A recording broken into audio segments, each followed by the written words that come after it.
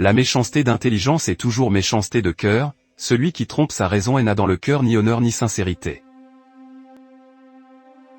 Il existe une corrélation étroite entre la raison et le comportement, entre la logique et la morale. Les règles de morale découlent des principes de la logique. La règle, mesure pour mesure par exemple, est à la fois une règle de logique et de morale. La logique est le critère du bien tout comme elle est le critère du vrai, tellement que dans la langue anglaise les mots « right and wrong » signifient à la fois « vrai et faux », ainsi que « bien et mal ». Et c'est pour cela aussi que le mot « raison » en arabe signifie littéralement un bride, parce qu'il sert à freiner les instincts négatifs. La morale est une logique du comportement, la logique une morale de la raison. Celui qui trompe sa raison trompera autrui. Celui qui adopte sciemment l'erreur, adoptera sciemment le mal. Celui qui transgresse le principe du vrai, transgressera celui du bien. Et le faux est nécessairement voyou. Raison pour laquelle, la perversion et le crime sévissent au sein des sectes où règne la fabulation et l'ineptie, violence et châtiment corporel. Exploitation morale et sexuelle. Arnaque et toutes sortes de crimes. Ce lien entre éthique et logique fait que le faux est exonéré de toute obligation religieuse. Voilà pourquoi les Wassiti ne peuvent jamais avoir le sens de la morale et de l'honneur. Parce qu'ils trompent leur raison et croient aux inepties, aux fables, au non-sens, à l'irrationnel, aux aberrations et à l'absurde.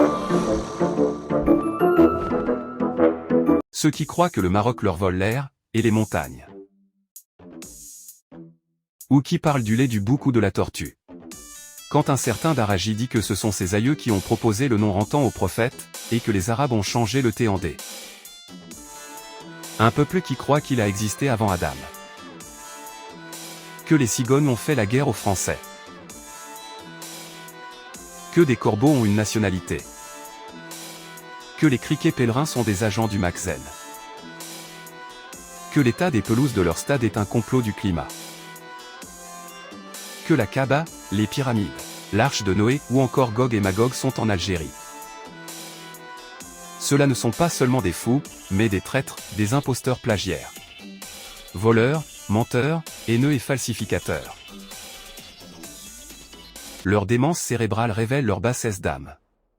C'est ce qui fait qu'ils n'accéderont jamais à la morale. Vu que la morale est un aspect de culture, et la culture exige la rationalité et le bon sens. L'absence de raison signifie l'absence de convenu, et l'absence de convenu c'est l'anarchie.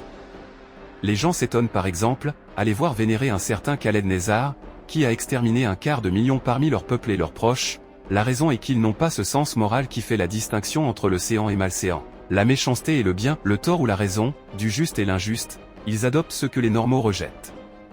Le Wassiti est dénué du sentiment de culpabilité, de regret, de la pitié, du repentir. Ils ne sont pas seulement fiers d'avoir expulsé des milliers de Marocains la veille de l'Aïd, mais ça ne les contente pas assez, qu'ils ont récidivé avec les Marocains d'Al-Arja. Et donc que les Marocains naïfs se détrompent, attendre un comportement correct de la part de l'ennemi Wassiti est dérisoire. Celui qui croit les sermons du fou n'est pas plus sensé que lui. Quand le Wassiti recourt au discours moral avec les Marocains, c'est là qu'il est le plus immoral. Ce n'est que la ruse du renard pour dépouiller le lion de ses griffes et de ses crocs.